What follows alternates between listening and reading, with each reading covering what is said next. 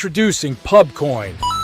PubCoin is the rewards program for pub sports contributors. Regular chat contributors share their play of the day, POD, in the YouTube chat, including the phrase POD in their message. At the end of the week, the amount of units earned are converted into PubCoins. PubCoin can be used as reward points for prizes, shop discounts, and contests. Hey, what's going on, y'all? It's Mills here, Pub Sports Radio. Do you guys want to challenge the personalities here at Pub Sports Radio? Do you guys think you're better than them at entering in your MMA predictions and picks? Would you want to get paid for it? $100? Here's how you do it, man. You sign up right here at the link below. It's just this easy. PubSportsRadio.com. Enter your email. Pick your weekly picks. That's it. Oh, and you get bonus points if you can predict how they're going to win in what round. Every single week, a new winner's getting crowned. So every Saturday on Pub Sports Radio. So come on and check us out. You can win $100 just for signing up. Only thing you need to do is see if you can beat us here at Pub Sports Radio by entering your UFC predictions and picks weekly. Do it. I dare you. See you guys soon.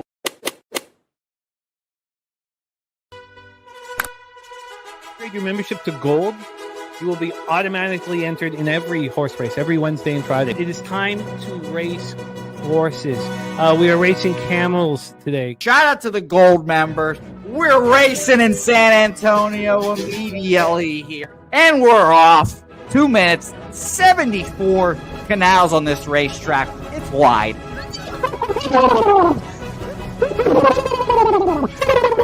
We're racing in San Antonio. Matt Wally moving forwardly. Jeff Slaughter in the mix as well. And as is Randall Sheffield, who's put that beautiful nose out front. But it's actually real grass here, Jimmy. Maybe Kentucky bluegrass. Oldie, no! There he goes. There he goes. Oldie in the lead now. K. Wolf falls back. The horses love it. Sometimes they stop and eat it on the way to the finish line. That's why your horses start so far in the back. Here. Oh, look at Nussflush Allen bursting out here. J-Dub in the mix. Rude Boy up here as well. Jimmy, take it away. There's Oldie. Oldie is moving to the front. We are past the halfway mark in our 2 mile. And there's Ricky Levy. Oh my goodness, he's in the mix here. Jimmy, take it home. This is our first dog race ever. 19 seconds left in the horse race here. It's Fernando Mendoza trying to find the wire. 14 seconds left. Can Fernando Mendoza take this home? Here comes Kenny Can. Kenny Can wants a piece of the pie. Put his schnoz up front. Ricky Bobby, 9 seconds left. Can Donut Silks make a run? Can Res Mall make a run to be $50? You son of a bitch! Here comes Tori Coker. Kenny Can Smoke and Mirrors. Director 97 home. That is way to Jason Meyer, the Eldorado custodian. Billy Friedrich. Jones one, they're all coming down the finish. Coin!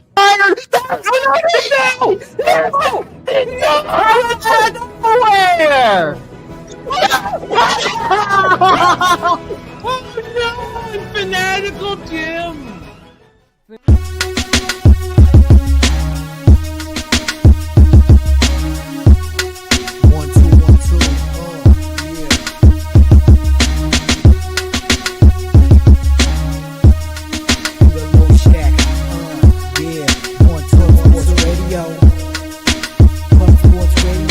From the Clark of Peter Loshak, legendary sports handicapper, more dapper than a Dom.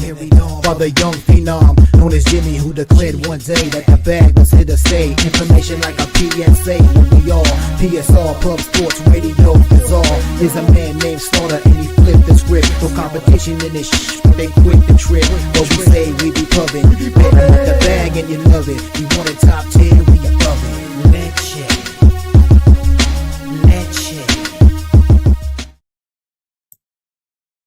Hi, and welcome to Pub Sports Radio. Today is a Tuesday, October 7th. It's going to be a good show. We're going to talk with Dabby Cab, college football, including Alabama, Missouri. That's an interesting game, Dabby Cab. That is an interesting game, Dabby Cab. We'll talk about that in a second. Then, of course, we're going to talk about the 2 MLB playoff games, which are also quite interesting. I have been betting Milwaukee and that's kind of been like kind of an obvious thing for me to do. I did have a winner with Milwaukee yesterday. Today's games, though, are the Yankees a good bet to finally get a win and not get swept as a huge favorite? I don't know, man. We'll talk about it, and you will all help us out. And of course, we're going to talk opening day of NHL with Jimmy the Bag. Yes, I bring the best on my show, the best only, Jimmy the Bag. And as a special bonus, he's going to talk futures. And as you all know, I find futures analysis very valuable, not for the purposes of betting them, although that can be nice too, but for the purposes of just starting off the season handicapping, with a good feel of how everything is likely to go. Preseason ratings always factor into my analysis up until, I don't know, at least the 25% mark of any season, if not further than that. Dabby Cab. You know what I'm saying, Dabby? I hear you, man. I tell you what, it's just nice that we're finally week 7 now, so we finally got some stuff to stand on for our capping for this college football. I love it, man. All right, we got the comment section here. We're going to quickly shout out Dabby Cab. I think we have you until what time officially? Tell me. Like 30. I got 30, 40 minutes.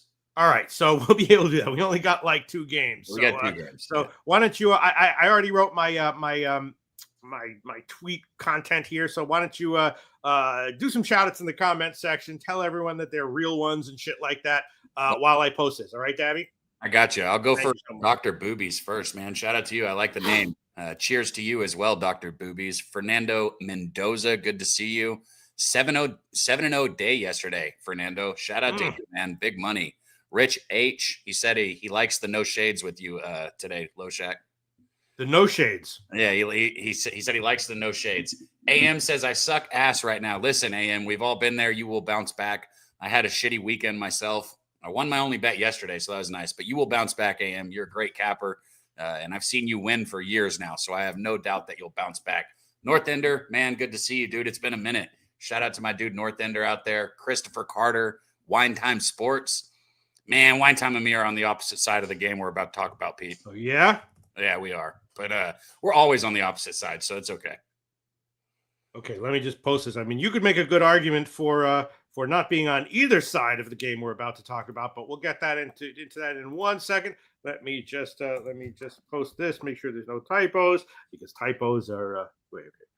Big Daddy Boom and Stacks rolling in. Robert McCormick, man, we got a great chat showing up today, man. Shout out to all you guys. Okay, hold on. I'm gonna make this a little bit.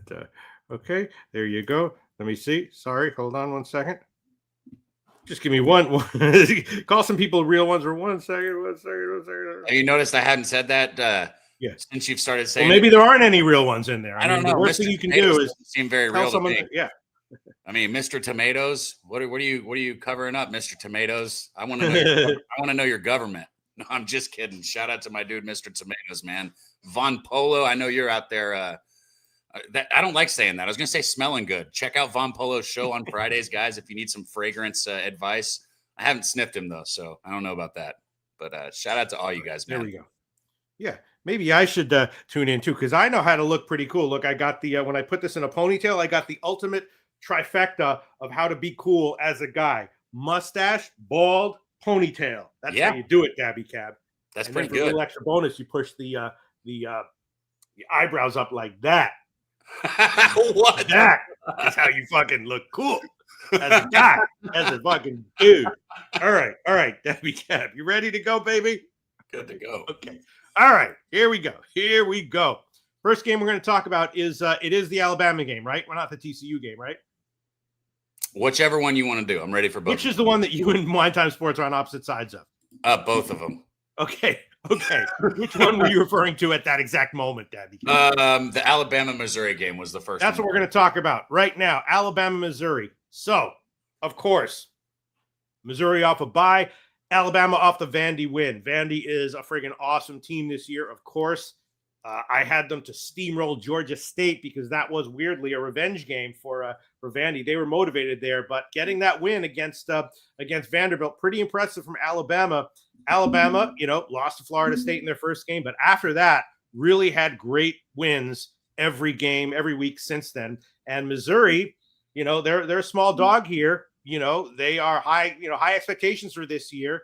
They've of course played a very weak strength of schedule, and their wins against Kansas and South Carolina. I mean, they didn't lose, but they didn't quite steamroll them. So I guess the jury is still out for Missouri. Now, when this line came out, I automatically hit Missouri at +4.5. I don't know if that might have been a big mistake there because, Bama was getting some nice, Bama did steamroll some of their South Carolina-like competition this year. And now I'm starting to think that maybe this is one of those traps where the public is loving a home dog and the road favorite is the right side. So I might hedge out of this. It was just a small initial no-brainer bet.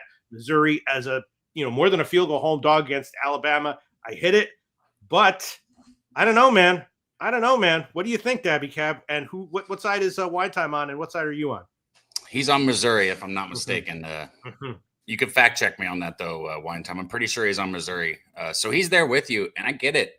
Sitting at 5-0 on the season, got one of the best running backs in Hardy in the country, honestly, the freshman Hardy.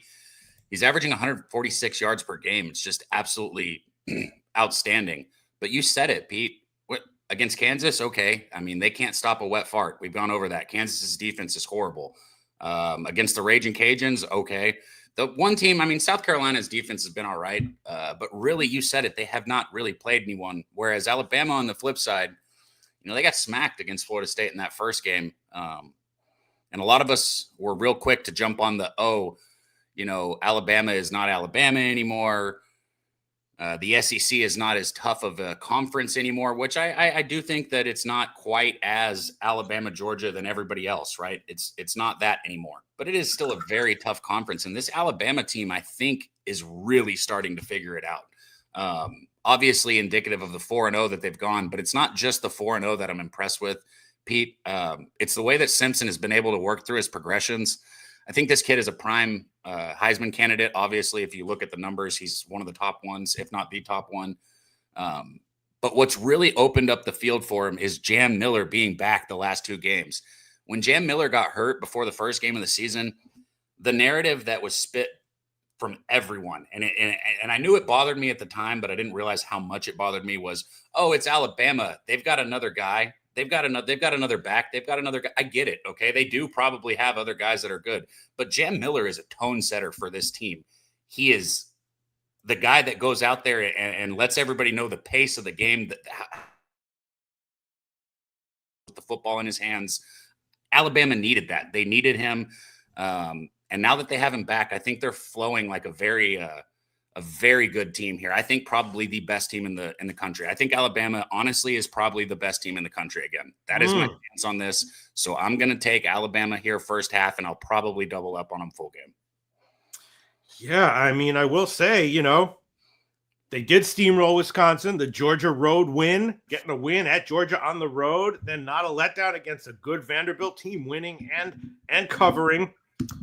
Let's see what the comment section has to say. Wine Time says I think Missouri is going to the SEC title. Let's see. Wine Time likes Missouri. Moneyline and spread. Chosen one likes Bama. Who do they got at 6:30 this weekend too? Another thing that I like to point out here is, this game's at 11 o'clock for a reason. You got two SEC. Both teams are undefeated in the SEC. Now I know Missouri's the only undefeated team. Alabama lost to Florida State. But two undefeated teams in the SEC, they're almost both in the top 10, and you're telling me this game's at 11 o'clock? It's because they know that Missouri is about to get exposed as frauds. Pribula's been good. And what's his name? Not Coleman. What's the receiver? Hold on, let me pull it back up. I just had it. Missouri's got two guys that have been it is Coleman. Coleman and Johnson. Coleman and Johnson have both been great. Everything looks really good for Missouri. They have not played a defense that has a pulse. They just haven't done it. Yeah, I mean, Vanderbilt, had some success against Alabama, but yeah, we don't know what Missouri is really going to do when they're finally up against it here. Yeah, this is a tough one. Is their running game going to be able to move the ball? Because Vanderbilt did run on the ground against Alabama early in that game. So it's possible that run defense is a weakness of Alabama's when facing strong run games or elite run games. And yeah, I don't know exactly how elite you would put Missouri's run game at the moment. I guess we don't really have enough data. Yeah, I'm not sure. Someone else was saying over, relatively modest total, I guess, like 53.5, and now and that's moved down. Look at that. Look at that. Now it's down to 51.5. So the total has dropped. Sports Jam Arsenal, I believe it is, like the over. Wow, what a crazy game. And what a crazy line set. The Missouri move I expected and anticipated. The strong move to the under, I guess, a little bit surprising. Why would you think that would be? Because the offenses have flourished against defenses weaker than what they're going to see here. Because this is the first defense with the pulse that Missouri's played, and Alabama's going to control the pace of the game, control the tempo, and they're going to control the line of scrimmage. So they're probably going to win this game 28-17, 35-21, somewhere around that. Wow. So maybe the Missouri team total under is decent. Yeah, I like that. 24.5. 24.5, Dabby Cab. 24.5 is Missouri's team total. Yeah. I shoot that. I might have to add that, Pete. I don't think they might get to 24. If they get to 24, that honestly might surprise me. I'd put it between 17 and 24. So I don't see them getting over that. All right. I mean, Georgia got to 21 and Florida State, of course, rolled them 31. Florida State. Right? Alabama was not ready for Florida State. They went out there fucking expected. I mean, Florida State won 2 football games the year before. They came out and got smacked in the mouth. That I don't want to say I don't hold it against them, but I almost have moved past that. Wow. Wager Detective says Missouri over 24.5 team total. Screenshot and save. Wow. I am going to. I'm at very least going to write this down. Wager Detective likes Missouri over 24.5. Dabby Cab under. And Slow Jams Arsenal, I believe who said he liked the over in general. Ronnie Crawford. Shout out to Ronnie Crawford. He says if Auburn had Missouri's schedule, we'd be undefeated. Yeah, I mean, line time Missouri at home is going to be rocking. No doubt. No doubt. Slow Jams Arsenal. Alabama got a scare. Go ahead. Auburn's as good of a football team as Missouri. I'll get behind that comment. Chosen One likes over 51.5. Wow. Chosen One, Bama can give up explosive plays. Wager Detective, Missouri, 19-5, last 24 home games under Drinkwitz, averaging almost 30 a game. Chris Carter books welcoming Bama money with this line that can be bumped easily to 2.5. Wow. All right, I'm just reading more comments here. Wine time, these are 2 of the best teams in the SEC. Bama will be a public darling. This is Missouri's chance to finally get over hump. You think so? You think Bama's going to be the get their normal big public money on this one? I could easily see Missouri taking public money. I think that this is going to be very close. Honestly, I don't think that we're going to get one side where everybody can say, "Oh, you're with the public," or "You're." I think this is going to be fucking 55% on one side, Pete. Maybe I'm wrong, but I think this is going to be close when it comes down to the tickets. Wager Detective off the bye in Alabama, off the emotional game last week. Game is Missouri. You really should not tease college football, but if I was gonna tease a college football game, I would consider teasing Missouri here. Is there any way they get steamrolled? That happens sometimes. Absolutely, I think there's a chance they get steamrolled. I think that's why the game's at 11 o'clock in the morning. Wow. Ron Crawford, NHL Play of the Day, Rangers -1. I am on that as well. We'll see what Jimmy the Bag has to say, but we'll see. Talk Sports with JT leans Alabama -3. Lucas R. When I tell you all of St. Louis is fired up and traveling for this. Yeah, they're fired up, but maybe Alabama is just maybe a little too good.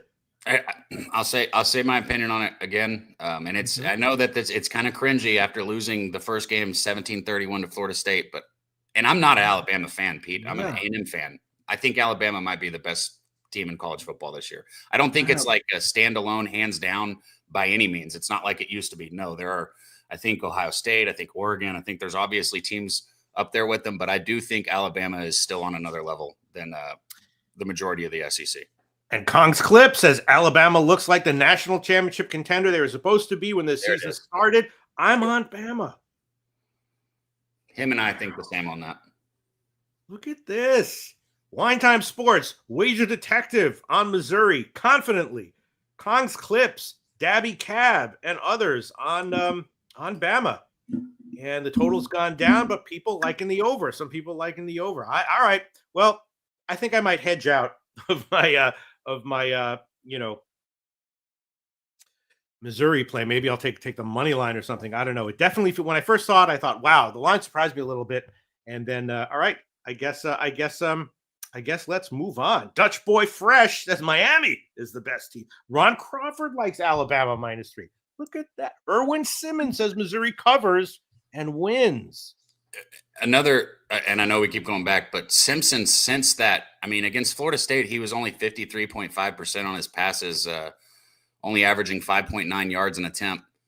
Man, since then, he has just let it fly. You look at a Vanderbilt just last week, 11 yards per attempt, 74.2%. The kid has gotten comfortable, man. This quarterback can play, Pete. And then Gorky comes in, making sure his comment gets heard by all. They can be fired up and still get rolled. Hashtag Roll Tide. So Gorky putting himself on Team Bama here. Wow. Dutch Boy Fresh, clear Missouri spot here. Wow. All right. I'm definitely going to make an official play here. Dabby, you're officially on Bama, right? Yeah. All right. I love it. When people say things like they're super confident or clear, it just makes me feel so much better about my bet. Ooh.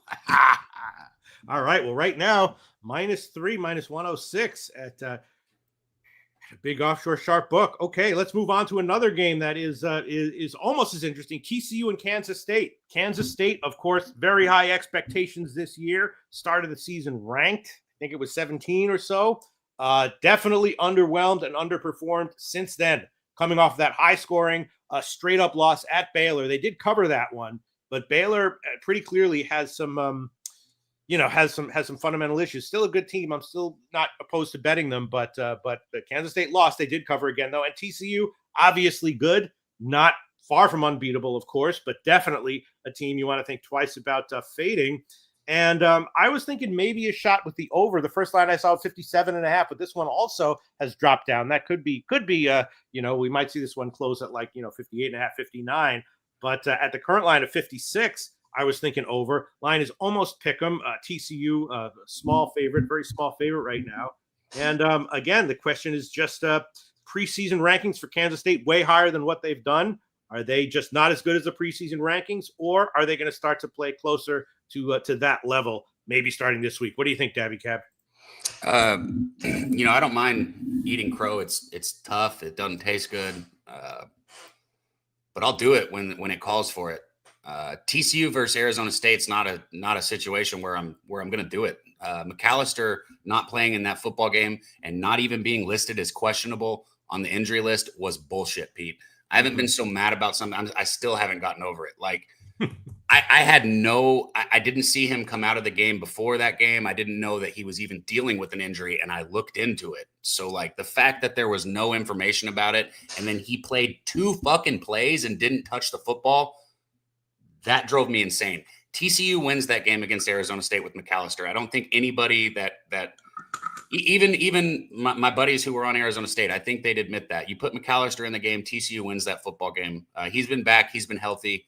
Since they got that knock, since they took that hit, I like them even more in this spot going against Kansas State. TCU is not as good as Ohio State. They're not as good as Oregon. They're not one of those teams that I put on that pedestal. But I do think that they have a shot to win the Big 12 this year. I've said it. I think they have a shot to make the playoffs. I think they have a chance to run. In order to do that, Josh Hoover has to lead this team to a victory at Kansas State here. If they do not win this football game, a lot of their season hopes are over. A lot of their season aspirations are dead in the water. I think TCU is extremely locked in for this football game. I think Josh Hoover has an outstanding game. I took TCU to win the game. I'll probably get back on my Hoover props. I'm only 1-1 when I bet Hoover this year, but the good news is I bet him at +132 and +152, so we're up money, and I will take it at plus money again this week whenever the line comes out. So I'm on TCU here. And Kansas State, look, they've gotten back to their identity a little bit with Avery Johnson running the football the last couple of weeks. I think that's what they need to do. My thing is Avery Johnson is, I mean, shit, just, blow a little bit and the kid's going to fall over. He's too skinny. He's not strong enough. And he looks like he's going to break when he takes hits. And this TCU defense was somebody that everybody was looking to fade last year. They have really tightened up the screws this season. I think TCU wins this game. I don't know if it's necessarily a comfortable game, but I'll absolutely take them since I can get them on the money line. And Avery Johnson, of course, coming off of a great game. So maybe that's, having people thinking, all right, he's going to lead them to a win here. And yeah, I think you're right. I think a monster game against Baylor is still good, but maybe not quite as impressive and predictive of future monster games as against another team would be, right? Baylor's defense is like Kansas. It's not, I mean, they don't even walk out on the field. Like they're not even there. Yeah. They're better than you, me, and Jose's grandma, but they're not, far from an elite. You throw his grandpa in there, we might be better. All right. Well, this one I'm starting to think maybe, and why do you think the total was? I mean, because do you think that Kansas is going to get held down? It feels like both of these teams. I mean, I know that Kansas State, so far has shown, pretty good ability to defend the pass well, which is what TCU does well so far this season and with their philosophy. So, if TCU has to start running, then maybe this game will go under. But I thought the total was a little bit low and a little surprised by the move to the under. What do you think about that? Oh, you thought the total was low here? I think so. What the total tells me here, Pete, is that like TCU is going to get theirs. It's just a matter if Kansas State can run and gun with them or not. And I don't know if they can. I think maybe they can for a few quarters, but by the end of it, I think that I don't think they can keep up with the pace. So I'd actually kind of lean under just because I don't trust Kansas State to score enough points for me. Mm-hmm. Chosen one likes the under. Half the comments still going back and forth about Missouri and Bama. Let me see. Wine Time Sports, Kansas State as home is when we back them. Yeah. I mean, I feel you. But if you back them against Army, you lost. If you back them against North Dakota on the money line, you almost lost. I love reading the chat, and I love seeing the opposite opinions, honestly. Like I see our guy Kong and Wager Detective going back and forth about the Bama game, Pete. And Wager Detective said 2 emotional games, now going off a team against a bye, and the book's dangling a 3.5. He said, I've seen this story before. I get it, but I just want to say anytime that I hear a capper pitch a story or say that it's a perfect spot for somebody or line something up, there is always a way to line it up for the other team. You're just not looking at it. And I'm not saying that like you're wrong or right. I'm just saying you've got to be able to look at both sides. Alabama losing that first game against Florida State is why I do not think that they check out here. Had they beat Florida State, Missouri might put an ass whooping on them, but they didn't beat Florida State. They've already taken their lump this season. I think they're locked in, but that's just me. And also, just what I tend to do, those kinds of rules, which are very, very valuable.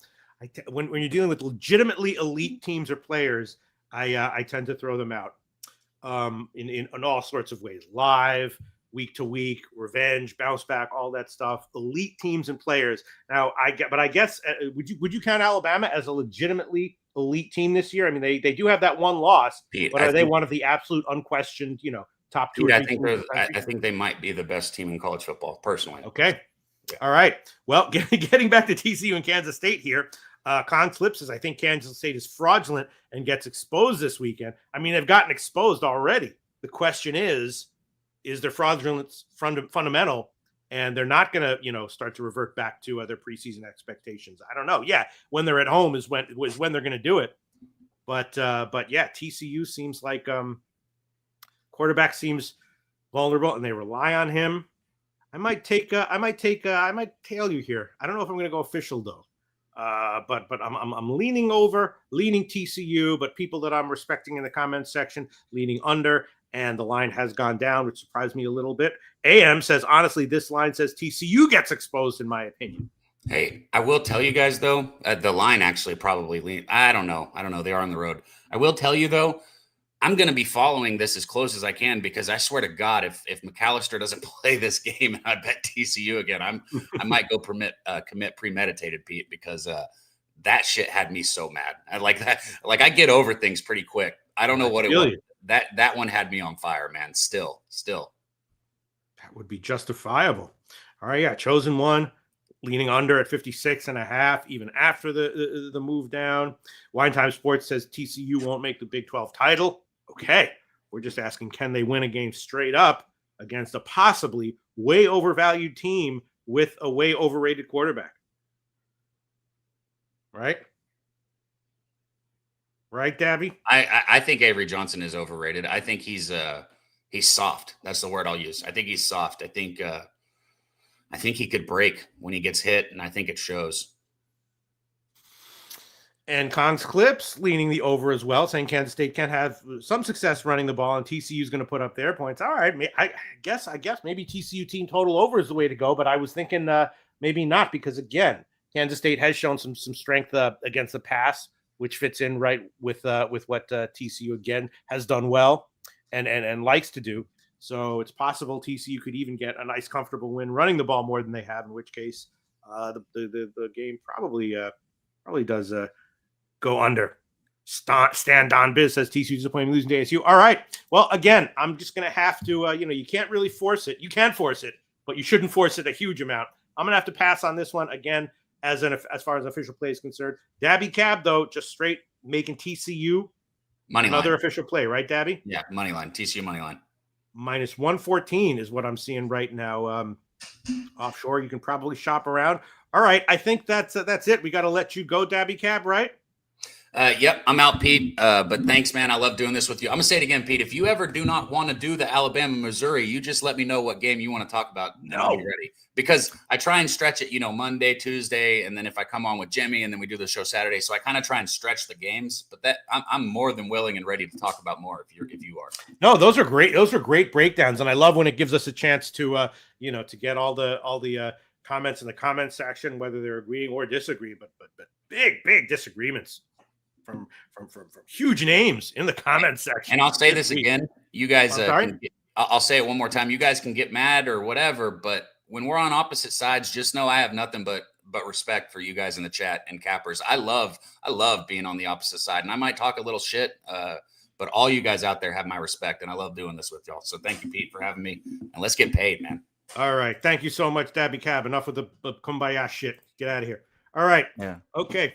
All right. Zero Jose kumbaya. Bouquett. Yeah, of course, the NHL season starts today. We got 3 games, and we got, of course, the best guest we possibly could have to look at all this. He's not the bad motherfucker from Belleville, but he is from Toronto, which is almost as good as Belleville. And all right, so he's not quite as bad as Mr. Gokster, but he's pretty bad. And most importantly, very prepared and knowledgeable when it comes to NHL. We're going to talk 3 games today, and we're going to talk futures. Everybody, welcome Jimmy the motherfucking Bag. Kumbaya, my lord. Kumbaya. Yeah. The Dabby Cap NHL said, is back, my lord. Kumbaya. Let's get this fucking cash, Loshak. it's fun. Kumbaya. Let's NHL. go. NHL's back, Pete. Add it to the album list. Get this fucking money, my lord. Kumbaya, Pete. I know. NHL. It's so it just first day of the regular season. Here it is, right there, smacking you in the face. A huge home favorite that seems like a good bet anyway. Come on the show, and turns out it's Ron Crawford's play of the day. So we're going to talk about the 3 games today, and then for me personally, much more importantly, we're going to talk futures with Jimmy DeBag so we can get a sense of how he's feeling in general about all the teams and all the current estimations league-wide of how the various teams are going to do. Everyone in the comments section, Jimmy's going to be talking most of the time, so I'm going to be reading and copying and pasting your comments. A wager detective likes the Avs money line. We'll talk about that game. Let me see. Oh shit, Pitt goalie changed, Rangers minus 2.5 now. All right, we'll talk about it. Jimmy the Bag, let's get into it. You ready? I am very much ready. Do want to give a shout out to all these great cappers in the chat. Go ahead, Irish King, go ahead. BT, Wager Detective, Justin, McKelvey, Kong's Clips, North Ender, Israel Williams, Israel rocking with us since our Costa Rica days. Occupancy, Slow Jams, Arsenal, Germain, Strategic Investments, The El Dorado Custodian, Jason Meyer, Wine Time Sports, Stan, Don Biz, Ronnie Lofton. JT, great to see all you guys. Yeah, Pete, I'm excited, man. Let's rock. We have the first 3 games from today are, you got the Avs and Kings, 2 huge teams, even lines, and you got a home favorite that seems like a great bet, and then you got a huge road dog, and you're thinking, I don't know if I want to take him full game, but maybe first period. And we're going to start with that. The Blackhawks and the Panthers. Of course, the Panthers, 2-time defending champions right now. They're going to be having that ceremony again to start this game. Massive favorite here against Chicago. A little bit of a few issues with Florida to start the season, though. Barkov out, if you don't know that. Kachuk out, so they're still very deep. They've still got a great program, but especially Barkov, that is a huge loss. They're coming off of a preseason game against Tampa Bay where they were like fighting and battling each other. And then you got on the other side, Chicago, which is Bedard, basically the same as last year, pretty much trying to get Bedard. He's their stud, and it still looks like a young, inexperienced building team. But as a huge dog, Chicago did have value at times last year. And I don't know if you want to jump right in with game 1 of the season, trying to make a bet on Chicago as a huge dog. But maybe it is a good spot. First period, Florida with Barkov and Kachuk out, coming off of a preseason game where they had some fights with Tampa Bay. What do you think, Jimmy? Chicago first period. If Barkov and Kachuk were in the lineup, I would be on Chicago first period. Oh, shit. But the fact that they are not in the lineup, the fact that everybody betting their unders for their point total this year, everybody questioning whether they're good enough, that means one thing, Peter. It means accountability in game 1. Right. Everybody talking shit about the Panthers and how soft or weak they might be without Barkov and Kachuk. Well, that makes me bet them on the puck line, Peter. I'm on the Panthers -1.5 and -102, which I would not be on. I would not be on if Barkov and Kachuk were healthy. You think they're not hearing all of this? Yeah. You think they're not hearing that they're not good enough without Barkov and Kachuk? Look at this lineup. You have Bennett, Marchand, and Verhaeghe on the first line. Anton Lundell has been cleared. He's good to go. Reinhart and Lusterinen on the second line. Evan Rodriguez, Bolkvist, and Samoskevich on the third line. You have a defense that we know can be trusted. Ekblad, good to go with Forsling, Mikkola, and Seth Jones. You don't think Seth Jones wants to stick it in the throat of the Chicago Blackhawks? He does. And look, I want to find opportunities to back the Blackhawks at times throughout the year. I'm so excited to watch Bedard. I expect him to be better than he was last year. I'm surprised Burakovsky's on that first line with him. I'm excited to watch Ryan Donato. I'm excited to watch Frank Nazar. These guys, Nazar got the big contract. Tyler Bertuzzi and Teravainen, that's a nice second line. I think that their defense is extremely weak, and we have this rare opportunity here for an accountable Stanley Cup champion. And when you go through the Florida Panthers season opener at home, they have never lost in regulation before, Peter, in the history of their franchise. They are 11-0 with 2 losses in overtime or shutouts. Or shootouts. I look for the road team quite often in game 1. And I was like, does that make sense? So then I went through historically what all these teams have done in their home opener. We have a Florida Panthers team that's never lost in the history of their franchise in a home opener, who now have their best 2 players out of the lineup, which creates accountability. Yeah. Fuck yeah, Pete. Yeah. I mean, it does seem, I'm not following the NHL chatter, but just from my personal thoughts and from what I've read, I feel like people are saying, like, yeah, obviously Barkov is a huge loss, but Florida still is very, very deep. They've got a great system. Are people down on Florida? They are. 2-time defending champion without their best 2 players. Yes. I think it gives them accountability early, and it may go away. It may go away. We've had a huge move towards the Chicago Blackhawks. That's all based on Barkov and Kachuk not being there. This opened up at -325 for the Panthers. It's now -280. So a 45-cent move away from them.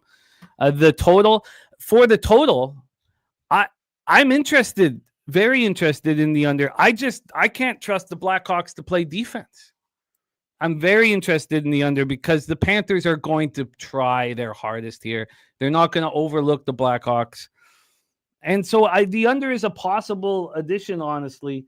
I can't take the Blackhawks team total under just because it's so low, as a big dog that they are. But and the 5.5, the fact that this is, the under 5.5 opened at plus 113, Pete. Now it's a minus 105. It was minus 115 an hour and a half ago, so people are betting the over. Yeah.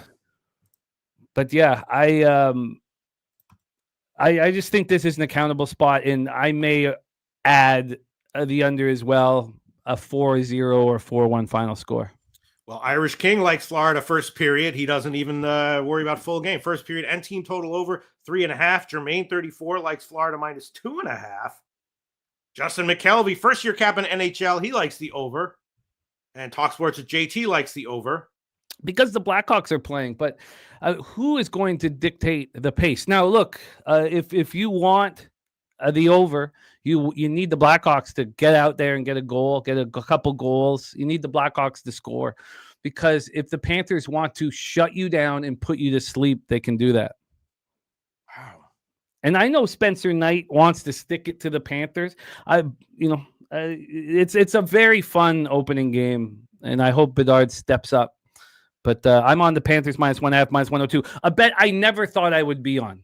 I was looking immediately for the Blackhawks. Blackhawks first period. I love the big dogs first period plus a half. Mm-hmm.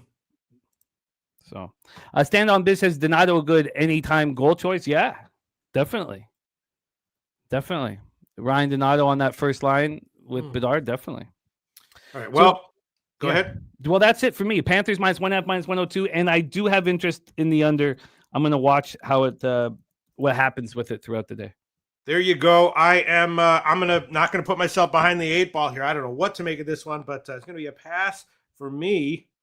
Andrew G says learning how to win without Kachuk and Barkov starts with this minnow Chi-Town. It's important. See, this is such a rare game one for a defending champion. I cannot believe that we're going to get a team that's going to be completely accountable and have something to prove. The 2-time defending champions. I believe it's a perfect storm. It is game one of the NHL season, so it could. There's a lot of volatility, obviously, but I'm in, Pete. All right, well, let's move on to the next game. Maybe there's accountability and all that stuff in play here. Pittsburgh and the Rangers. Of course, the Rangers off a tumultuous season, right? And now they've got a new coach, who was Sullivan, who was the coach of Pittsburgh last year and got fired in the middle of the season. And, the Rangers, it's a lot of changes in the offseason, so it's not clear exactly, how to rate them. But there's a lot of big names on the roster. And Pittsburgh is kind of the same, I think, as they've always been. They've got Crosby and Malkin, and they're just kind of aging. And it seems like it's going to be a down year for Pittsburgh. Rangers, a big favorite here, minus 220 or whatever, at home against Pittsburgh. I don't know how much you factor into preseason, but the Pittsburgh did win their last 5 preseason games. The Rangers seem maybe a little bit iffy in the preseason. But with the coach, the Rangers should be fully motivated. I'm assuming they'll be fully prepared because he's a coach who's known for great preparation. They've got names on the roster that should be good or possibly great. And I did already bet it, modestly though. Rangers -1. It's super obvious though. What do you think, Jim? I can't bet the Rangers -1 at this price. Right. I understand. Well, first off, we're dealing with the team that was enormously less than the sum of their parts last year. Yeah. So what the hell are we going to get this year? Look, I'm a JT Miller supporter, and he's now the captain of this hockey team. I think AM saying I trust the old ass Penguins early in the season is something that's very legitimate. And I wanted to be on the Penguins first period in this one. This lineup is horrific. I mean, I can't, if Brian Rust is not out there, he's hurt right now. And even Kevin Hayes, just to get a little bit of size and toughness, even McGroarty. I mean, like there's just this team is very easy to play against. But Sidney Crosby's going to have them as accountable beyond measure. Evgeny Malkin is going to be playing well because he's healthy. Evgeny Malkin, what was he leading the league in scoring after 15 games last year? And then he just, was nowhere to be found because his knee starts barking. Look, this Pittsburgh team is terrible. So I understand for Ron Crawford that he will look, break it down in the spreadsheet and the play of the day will come out the New York Rangers. I completely get it, but I don't know how to trust them at this price. And especially with the idea of Crosby in his 21st season, demanding the accountability early, you talking about how they looked in the preseason. Yeah. This team has a 76.5 point total this year. 76.5 points. They're minus 1,100 to miss the playoffs. So they're terrible. But I can't back the Rangers at this price. I looked into the -1 because I went from wanting to back Pittsburgh early to going, how could you back this hockey team? Then to moving on to the Rangers -1. It's too expensive. I can't trust them. And I unfortunately land on the other side of AM on the total. I'm on the under 6 at -102. I thought about doubling down on the total, first period under 1.5.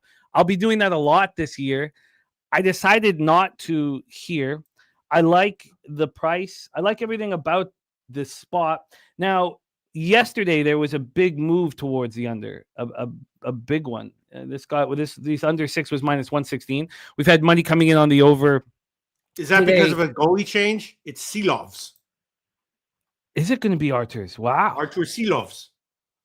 Wow. That's exciting. I think that's good for the Pittsburgh. Pens. Yeah. Wow, I didn't have that in my notes. Wow, because I went over all the goaltending. The daily faceoff didn't have that. Wow, He's confirmed. Wow, that's exciting. He won. He brought Abbotsford the fucking cup, and he's a guy who can handle pressure. He can handle so much. I like that Silovs is in. Yari can't be trusted. Give Silovs the opportunity to step up. He's proven himself. People were very upset that the Canucks got rid of him for the 4th round pick. Wow, that's exciting that Silovs is getting the opportunity. I'm on the under 6. Oh, I said -102. I'm -103. Under 6 at -103 in Pittsburgh, New York Rangers, and I think that we're going to get accountability from the Penguins, and I don't know what we're going to get from the Rangers.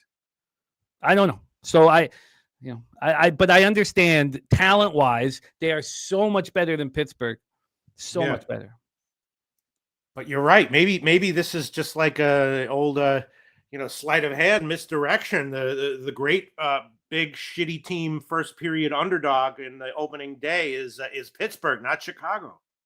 I want that was my first. I need rust out there. I mean, this lineup is just.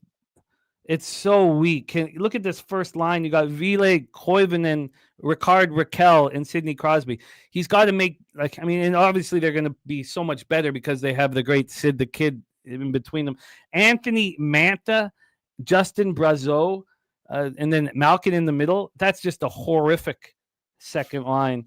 You got Philip Tomasino, who I kind of like on the third line with Tommy Novak. This team is just terrible. It's so sad that Crosby has to fight with these fucking bums in the last few years of his career. Wine Time Sports says, I want to start capping NHL very lightly, but I want to start. Maybe I'll send you my general thoughts on NHL capping over the years, Wine Time. Not so you can tail it or just I'll send you my overall thoughts. You can throw them out or just as a little payback for everything that you do so much for us. Wine Time Sports. Let me see. One thing definitely that I don't know if it's going to happen this year, but last year, those massive underdogs that seem like they have no chance, they have a real chance. Game in and game out, Jimmy the Bag.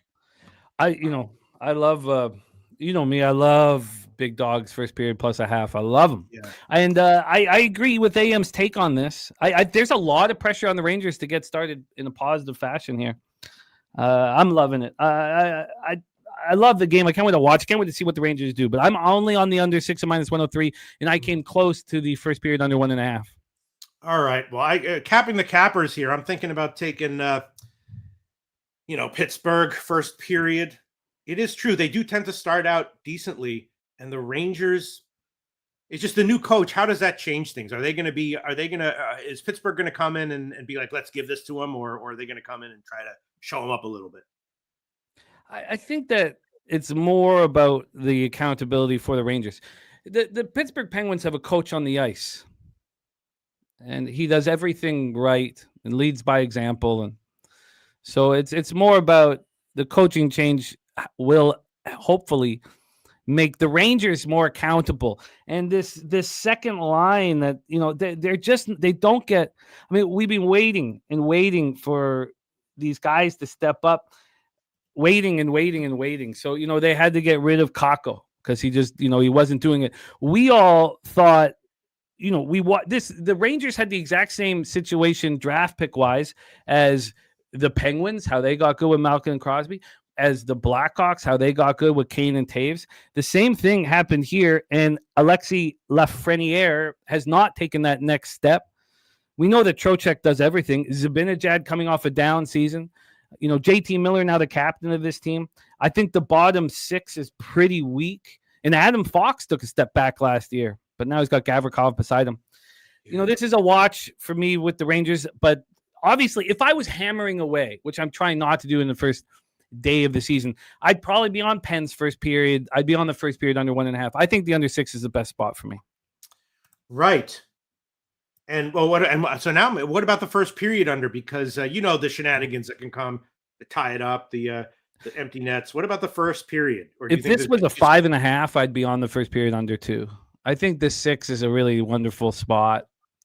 So yes, that was my addition. Was it's being offered at 3. I didn't shop around, but I saw it 3.65. The under first period under 1.5 is plus 105. I know you could get better if you shop around, but just the under 6 for me. All right. Okay. I'm going to take that. I'm going to take the first period under 1.5 at plus money. Plus 107 is the worst. I'll shop around, see if I can get better. I am going to take that, though. She Loves is okay, right? Look, this is a big opportunity for him. Yeah.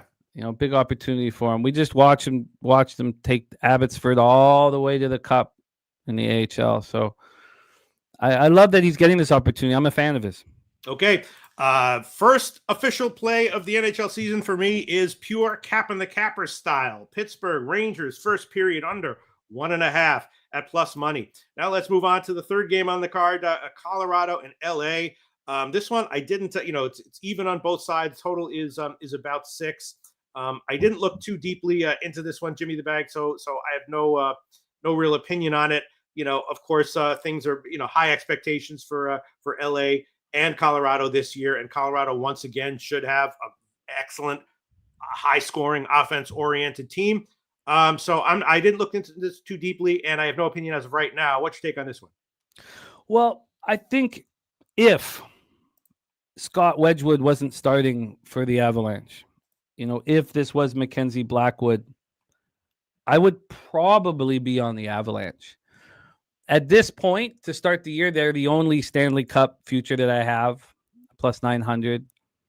And I would probably be on them. I'm really excited. I think this team has so much depth. I'm excited to watch Brock Nelson with the full year. He's got Landeskog on his left, Nishushkin on his right. God, I want to watch that line. I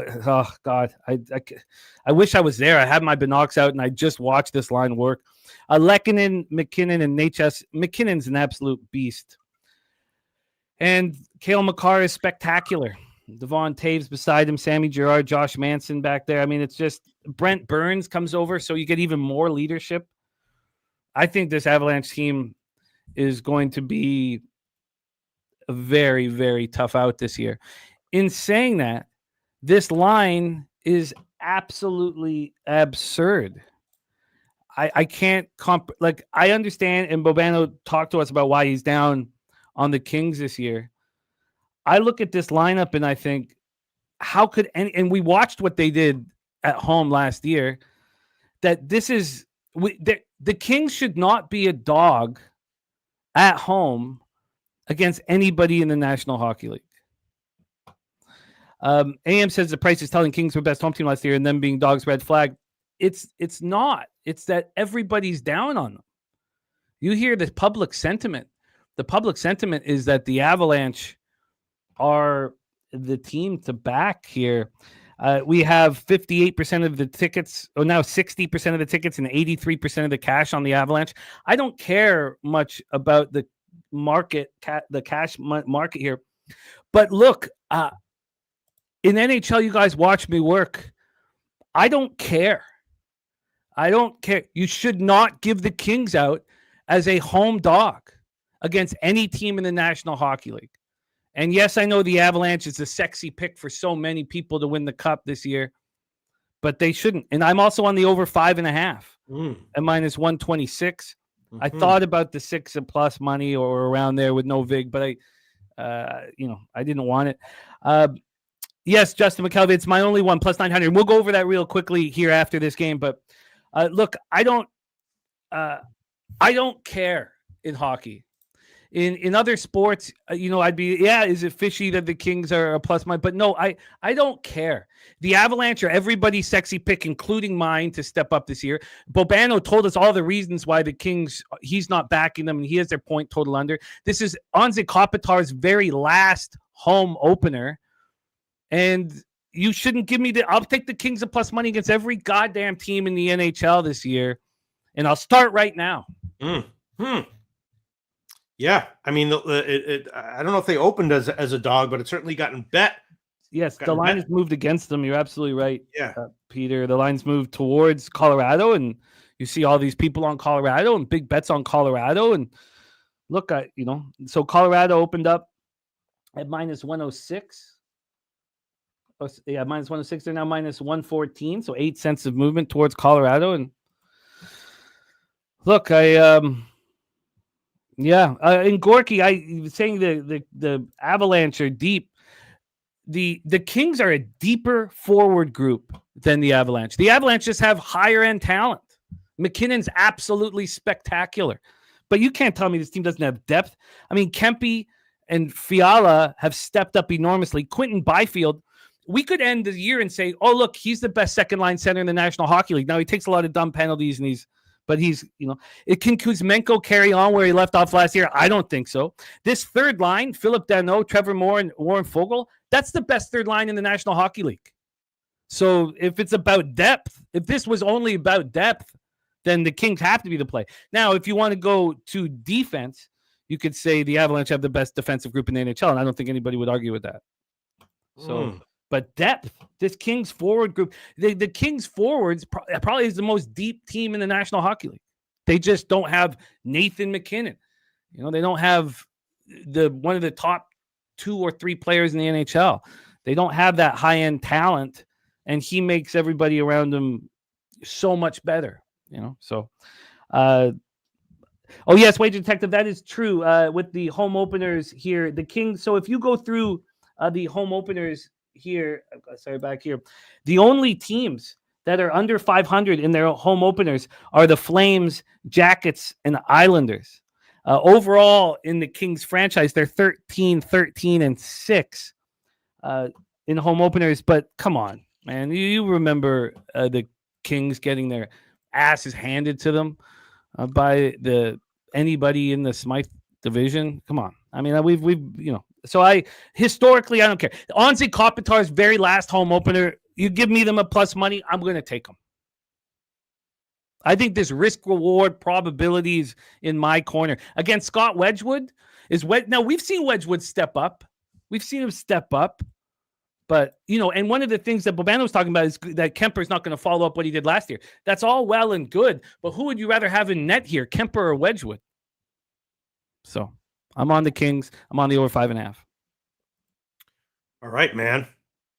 Okay, I'm just looking at some of the fucking Champions League hockey that I bet. All right, so only one official play for me. Pittsburgh Rangers first period under 1.5 at plus money. Jimmy the Bag is on the Kings. He's on Florida, and did you pass on the Rangers game, right? I'm on the under 6 in Pittsburgh, New York at minus 103, and I'm on the over 5.5 in Colorado Kings. So side and total heads up against AM. Not something I want to be, but comfortable in the cap. Okay, so now we're going to talk about futures for the NHL. Some people are saying that they want to MLB. Should we look at MLB first, or should we just go straight? No, because I'm gone. I got to get back to Okay. football. All right. You and Jose are Okay. going to do MLB. I'll just run through this very quickly. I'll be done Okay. here in a few minutes, Peter. Jump in and ask any questions. My only team to win the Stanley Cup. This is all put out on X. Colorado Avalanche at plus 900. I'm on the Hurricanes to win the Met at plus 120. Bobano has the Hurricanes to win the Stanley Cup, which I think they're a great young hockey team, but I'm going to wait on that. I think the Knights could win the Stanley Cup, but I have to set myself up where I don't have three teams in the Western Conference. And I got to allow myself the opportunity to bet the Oilers at some point. Now, this Oilers group is not good enough, but I need to give myself that option. I can't go into the futures market with three teams in the Western Conference. So I have the Knights to win the Pacific Division at plus 150. So Hurricanes to win the Met at plus 120, Knights to win the Pacific Division at plus 150. I have the two teams I'm most excited about in the National Hockey League are the Anaheim Mighty Ducks and the San Jose Sharks. They're the two teams I'm most excited about in the NHL. I have the Ducks to make the playoffs at plus 270. I have the Ducks over 82.5 points at minus 130. I have 500 on the over 82.5. I only have 350 on the playoffs because I need to ensure that I turn a profit, even if it's a tiny, tiny profit, if they go over 82.5 and they don't make the playoffs. So I didn't bet quite as much on them to make the playoffs. I have the Wild over 95.5 points. I think they're going to be extremely good, tough to beat. And if you were to ask, who do I think will have the best home record in the National Hockey League, then Minnesota Wild will have the best home record in the National Hockey League. I'm on the Sharks over 70.5 points. I got the over 95.5 minus 105. I got Sharks over 70.5 at minus 110. Macklin, Celebrini, and Will Smith the San Jose Shark fans are so lucky. You have these two superstars in waiting, and they're going to grow up and get, together. I expect Macklin Celebrini to hold the Stanley Cup over his head at some point in his career, and Will Smith to be the person he hands it to. So you guys are so lucky. And then I have three unders. Flames under 83.5 points. My yearly fade the Flames bet. I lost for the first time last year. This lineup for the Flames looks awful. I'm on the Devils under 99.5 points. I don't think they're elite. I don't think Markstrom's going to stay healthy and play at an elite level. And you know that Hughes is going to get hurt at some point. Jesper Bratt's been the one holding this team together. I think that Luke Hughes is going to turn into a phenomenal defenseman. But I'm on the under 99.5. And I'm on the Toronto Maple Leafs under 99.5 points. And I came so close within a whisper of taking them not to make the playoffs. But I think the Eastern Conference is pretty weak. So I expect them to get in as a wild card team. And yes, the Sharks still have problems. Their point total is 70.5. It's at this point, it's very difficult. You have to search to find any team close to that number. Even the Penguins are sitting here with a 76.5. From in that market here, there's just that's player season points, but they're being treated like the worst team in the NHL. And I think they can make us money. I'm looking forward to back them as a huge dog. I'm looking forward to back them first period. I can't wait to watch their goaltending. I think they're a team on the rise. Wager Tech the Flyers to make play. I'm not high on the Flyers. Gorky, that's great. You can say that Joel Kiviranta is better than, first ballot Hall of Famers like Anze Kopitar and Drew Doughty, but I'm not going to listen to anything you have to say about the National Hockey League. Not a fucking goddamn thing if you make a comment like that. So I guess I got to only listen to your college football from here on out. Because that's just fucking ludicrous.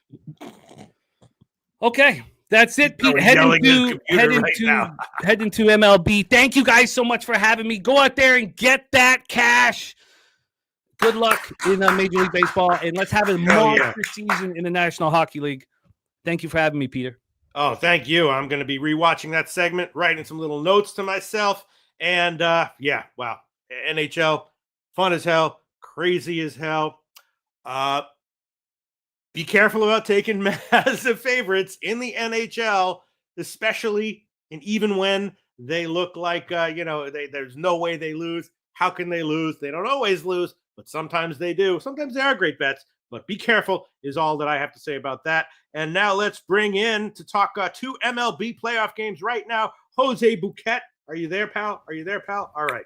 Hello, pal. All right. Jose Bouquett. MLB playoffs have actually been pretty good for me this year so far. I definitely had yesterday I had Milwaukee -1, no question about it, and I had the Dodgers first 5, which pushed, and I thought that the first 3 and first 5 unders were great, but I didn't pull the trigger on them. I don't know why I didn't. I guess I thought Luzardo might get hit or something. I don't know. That was really stupid. I held off on that one, on those 2. Did you think Luzardo was going to be fine yesterday? Excuse me. I generally did, but I didn't move on anything yesterday. I was just an observer. Okay. Yeah. All right. Well, I had a nice one there, and we're going to talk about 2 games. Everyone in the comments section, get ready because they're 2 good ones. These are tougher, I think. Maybe not. Seattle and Detroit, first game we're going to talk about. Of course, first 2 games were in Seattle, low scoring, and they split. Seattle was the co-favorite with not the co-favorite, the co-second choice with the Yankees to win the World Series before the playoffs started. Seattle and the Yankees were both about 9-2, and Detroit was the absolute last choice to win the World Series at about 12-1 or something like that before the playoffs started. But first 2 games against Seattle, playing them dead even. Here they are, a home dog, Flaherty against Gilbert. I guess I would still give Gilbert the edge over Flaherty, although, of course, Gilbert obviously much worse on the road this year than he was at home. Both starting pitchers with sort of standard playoff 14.5 juice to the actually outs props. Flaherty's is juice to the under. Right. This is the other game where they're both 14.5. Gilbert's actually at 16.5, but their strikeout props are both very, very high. Flaherty is up at 5.5, despite having a 14.5 outs prop juice to the under, and Gilbert is up at 6.5 strikeouts from Gilbert. And I don't know. My first thought was maybe Detroit is competitive here. And even though I would probably give a starting pitcher edge to Seattle still here, maybe Detroit as a home dog worth a shot. What do you think, Jose Bouquett? Yeah, interesting game here. I thought the door was open for Detroit. I said going into this series, if Detroit found a way to win game 1, I think they could win this series. Mm-hmm. Because, obviously game 2, they'd have the best pitcher in the world in Tarek Skubal, and you take your chances in that game. But the Mariners fought back, won game 2. I was really surprised by that. Their big bats came through for them, and I'm like, man, maybe this is their year, because I thought having them be the second co-second choice with the Yankees, who I didn't think was a good choice anyways, was pretty surprising to me here as well. And, this is a team that we've talked about frequently in the last few years. Let's just get them to the playoffs and let their pitching do the work here. And here they are now. The bats haven't been following them, but at least the big bats have been hitting, Kyle Raleigh and all them, and Julio Rodriguez. I will mention, like Justin mentioned in the chat, shout out to you, Justin. He dropped his stacks play of the day in there as well. We'll talk about drizzle in the forecast here today. Swish saying that there's 11-mile-an-hour winds, 9-mile-an-hour winds going out to center field here today, but there is some drizzle. I do not have like AccuWeather or my weather app up in Detroit, Pete. So if you can do a little more weather analysis to see if we might have a delay. Yeah, I think it's going to be. I think it's going to be pretty much okay. Some like scattered light showers. There might be some stuff that they're playing through, but I don't think there's going to be a delay. There probably will be some light stuff that they'll play through. Oh, and breaking news for everyone: Joe Flacco just got traded to the Bengals. Is that true? Yeah, that just happened. So very interesting there. But Logan Gilbert making, I think this is his first postseason start. I should have probably looked this up earlier, but you guys know me. I care about one thing in baseball, and it's the market. And we look at the market in this game here for Seattle and Detroit. 58% of the bet, 65% of the money on Seattle here. We've had a few cents of moves in the direction here. Let me double check here. BOL, much more dramatic with their move. -125 opener up to -136. And we can look at a place like Heritage here. They're at -130 now opening up at minus 124. So it's interesting. I've been kind of rolling with the market in the playoffs here, and it's been doing well for me as well. So I lean sidewise. I lean Seattle here. But total here is another interesting spot market-wise. We have 71% of the bets and 60% of the money on the under in this game. And we see this line was a juice minus 127.5 to the under.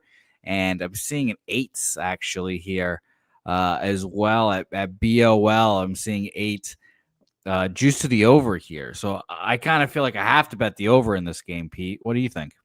Well, that's what I was thinking as well. I think it was Coin said, I think it was Coin. Yeah, playoff Flaherty appears today at Comerica Park. And what he's referring to is Flaherty's overall playoff record is terrible. Now, I didn't go over that with a fine-tooth comb to see if he was, in a bad spot or injured or just not pitching well or whatever. But, 2-5 with a 5 ERA in 11 career appearances. So in general, Flaherty has not done well in the playoffs. And of course, Gilbert, has been good on the road at times this year. I was thinking about Seattle first 5 as well. But Gilbert, much, less good on the road this year. And Detroit should be able to get to him. So, yeah. And actually, I was looking at maybe a run in the first at plus money. But I feel like in the playoffs, that might be a very ill-advised thing to do. But I don't know. Maybe not. What do you think? It's big balls. I have small balls, so I'm taking just a full game over. I had to eat the 8 here, minus 115 to the over 8. In the next game, a very similar bet to me. I bet that one early, and I told you, Pete, because I knew it was going to be an 8 in that game too. But fascinating that I'm betting overs today, which I don't like doing, especially in the playoffs. Yeah, Wager Detective saying Flaherty teams 4-1 his last 5 postseason starts. That might be also the case. I'm just saying that his overall, I'm seeing it right here, his stats, his overall career playoff numbers don't look good. But again, maybe that was early in his career, and much more recently he has made a stark reversal of form. So it's certainly possible that they could both be true. I'm not doubting you, Wager Detective, but yeah, I'm seeing his career-wide playoff stats here: 2-5, 11 appearances, 10 starts, 2-5 record, 5.05 ERA. That's career for. We'll bet against that. I'll bet against that. And I'll take the over. I guess bets with that here, so it should be fun. And then Gorky says over with the Mariners pen. Why? Yeah, that's I was thinking maybe being sneaky and taking like a first 5 over, or running the first over, or something like that. I could see why. I could see that. I mean, maybe it'd be smarter to take first 5 over personally, but I bet full game because that's the line that's moving for me. I'm looking at the full game line go from 7.5 to 8. So, but I agree with you. First 5 definitely does seem like a look here as well if you want to avoid both bullpens. I just think like if Jack Flaherty is in any kind of trouble here, he's getting pulled. Yeah. You know what? I am going to have a little bit of balls here. I'm going to take run in the first. Yes. At small plus money. I'm seeing plus 103. I'll shop around to get a little bit better if I can. But at worst, I'll take plus. I'm sorry, go ahead. I would expect that to be like plus 120, honestly. So I do like that look. And then I'm thinking. Jeffrey Blue, by the way, taking it the next step, Pete, taking Mariners run in the first inning plus 225. Ooh. Wow. Okay. Yeah, yeah. That's ballsy as hell, though. Yeah, for sure. Shout out to you, Jeffrey Blue. Yeah, and then full game, it looks like the line has moved actually a teeny bit in Seattle's favor, actually. Yeah. I'm seeing a BOL had minus 125 opener to now minus 135.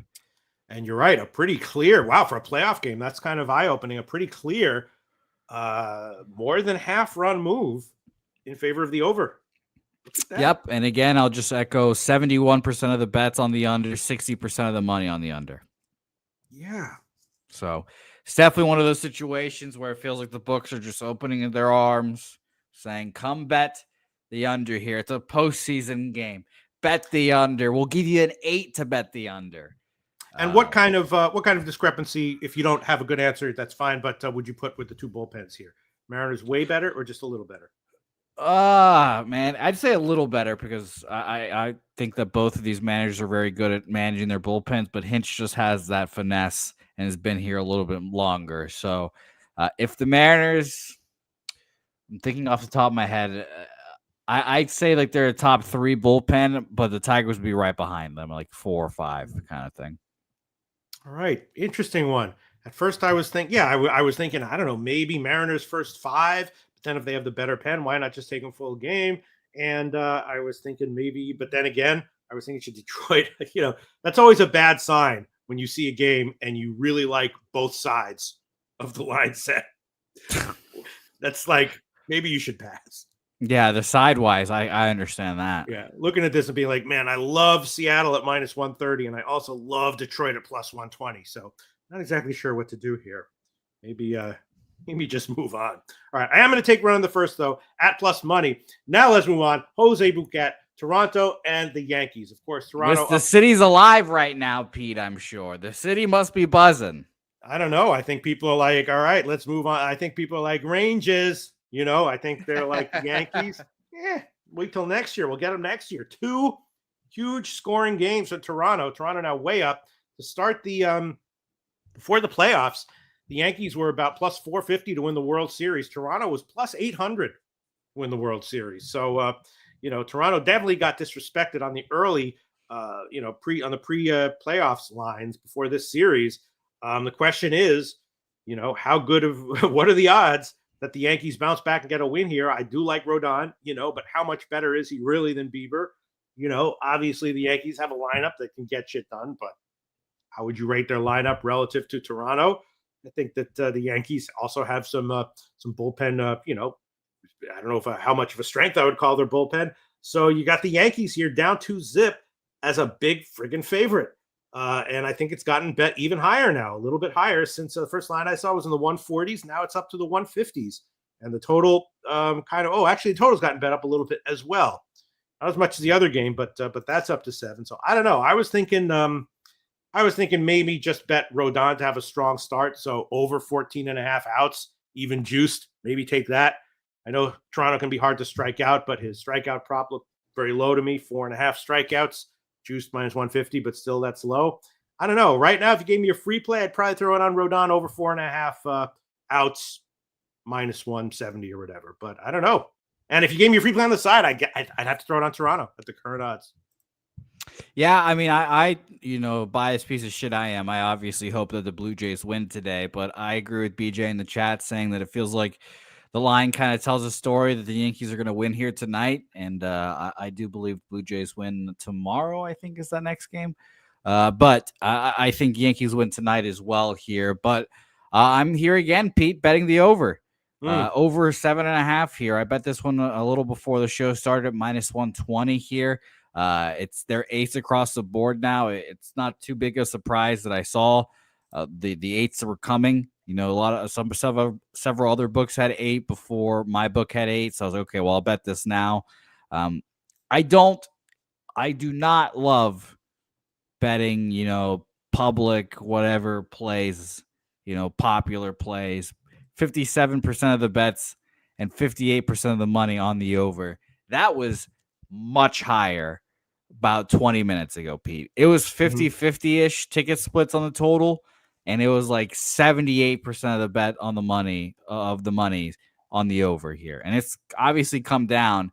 And it's interesting because it's been something that we've been kind of grappling with in our heads because it seems like, in every sport, Pete, the over is like the square bet. Like everyone bets overs, whatever. But in baseball, like all I see are under bets. All I see on the site that was like under. So when I see more bets and money on an over, especially in the postseason, my antennas go up and it makes me feel like this is the spot here. The fact that the line is moving towards the over or move towards the over with that money is good for me because the books are at least reacting to that money and not just sitting there accepting it like the other book is and even moving it in the opposite direction. I expect both these guys to get touched up a little bit here. I looked up their games against each squad, and none of them are clean. Rodon, 4 appearances in the last 2 years, 4 runs, 2 of them earned, 2 earned runs, 3 earned runs, 8 earned runs. Shane Bieber, he obviously has had his elbow thing or whatever. His last 2 starts against the Yankees were in 2023, 8 innings, 2 earned runs, 7 innings, 2 earned runs. So I expect both these guys to go out there, give up 2, 3 earned runs. We get to 6 here. I'm feeling great going up against the Yankees bullpen that I don't think is very good. Maybe they have a good day because they're at home and they've got the home vibes, but I don't think it's very good. And a Toronto Blue Jays bullpen that they haven't even needed to use yet, honestly, but I don't think they're good either. So over 7.5 minus 120 for me. I still like the 8. But I think both these games are a little offensive today, which is very rare for me to bet 2 overs. So we'll see how it goes. Well, the market's definitely gone that way. Yeah, I kind of am thinking that I don't know if I like the over, but just because I am suspecting that both of these starters will have decent starts, if not lights out starts. I mean, does Toronto absolutely rake lefties or something? Last month of the season, Pete, they were at 89 weighted runs created plus. Not very good.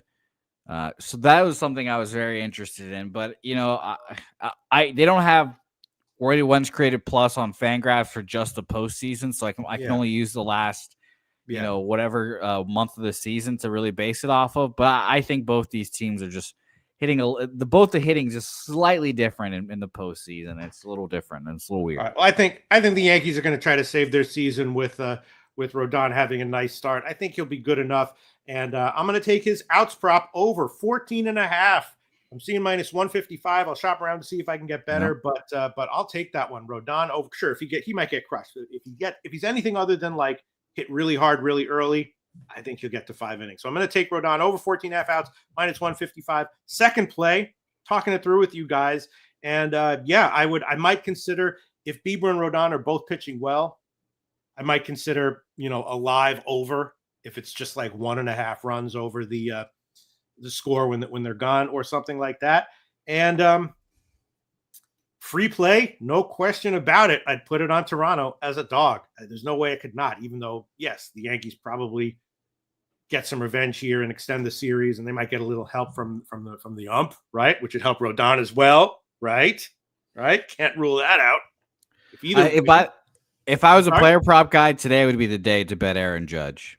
Mm-hmm. I think he'll finally show up today. So to mark this down, BJ. The only nice thing I'll say about Aaron Judge, but I expect a home run from him to early in the game to get them going. Okay, Ron Lofton says over seems the play with the potential of both offenses. Turnbuckle Tommy, both these games go over today. Vladdy owns Rodon. Yeah, Vladdy.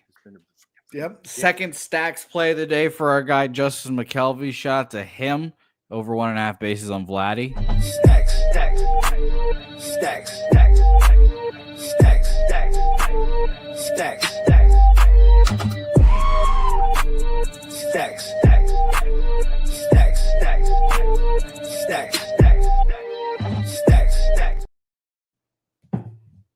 Shout to Justin. Yeah. And Vladdy looking awesome. I had some player props with him during the regular season. I was like, damn, these seem pretty freaking low. Turnbuckle Tommy loves the Jays as a dog. BJ says, don't be a sucker and take the Blue Jays tonight at plus money, LOL. Can't tell which he's saying is the sucker play. If you take him, will you be a sucker? What? Yeah, the Blue Jays are the sucker play for BJ. The Blue Jays are the sucker play. Okay, yes, right. Yeah, I mean, that's it's definitely the Blue Jays are still an awesome MLB team. You're saying they only have a 35% chance or 38 or whatever of winning this game. That's very disrespectful and low. Ron Lofton going to bet the under in the Tigers game. All right, that's it. I do wind up with 2 official plays here. Seattle, Detroit, run in the first, yes, at plus money, and Rodon over 14.5 outs at minus 155 or possibly better. I'll shop around to see if I can get it. And it's a pass for you, Jose Bouquett. Oh, no, you're taking the over in both of them. Yep, over in both games. So, again, I don't feel great about, betting overs typically. I don't know. It's just one of those mentalities, Pete. I always feel like I'm chasing. Obviously, you feel like you're just chasing the whole game, and I hate that. Like when you're betting it under, you're like, oh, I'm sitting pretty for like the first like 3 innings. You're like, oh, you're feeling great, whatever. But the whole game you're behind on overs. I bet the over 7.5 Yankees Blue Jays -120 and over 8 -115 in Seattle Detroit. Okay. And that does it. What a nice show. What a great, fun show. Not overwhelmed with crap. Great comment section as always. Anything else that we want to mention here, Jose Bouquett? Yeah, shout out to Jimmy the Bag. Thanks for joining us here, Cabby, as well. If you didn't watch Monday's Medicate Monday, go watch that. It's a whole lot of fun watching Cab, Dutch and Company do the damn thing. We had, like I said, Jimmy joining us. He is off capping football right now because season 3 of Bankroll Blitz is in full swing. Tonight we have another episode. It's 8 p.m. Eastern, and our guy, the Gork, will be joining us on Tuesdays going forward here. So shout out to Gorky. Thanks for the donations. We'll have him on next week, and he'll be breaking down college football as well. So should be a fun few weeks for us, old Loshak here. Yes, no question about it. And I am. And by the way, what are you seeing in the Champions League hockey? Whatever the fuck you're betting. Well, I put 2 bets in. One of them looks like it's an over that's going to cash.